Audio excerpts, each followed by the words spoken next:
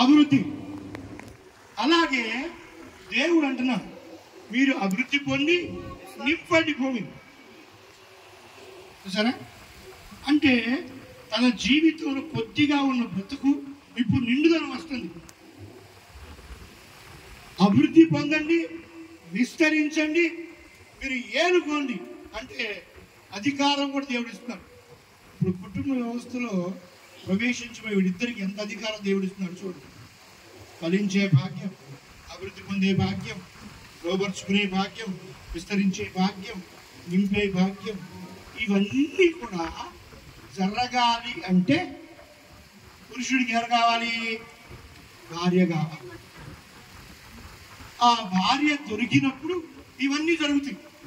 భార్య దొరికితే ఈ 5 విషయాల్లో తప్పకుండా భర్త ఫలిస్తూ ఉంటాడు, అభివృద్ధి పొందుతాడు, విస్తరిస్తూ ఉంటాడు, ఏలుకుంటూ ఉంటాడు, లోబర్చుకుంటూ అన్నీ చేస్తూ ఉంటాడు.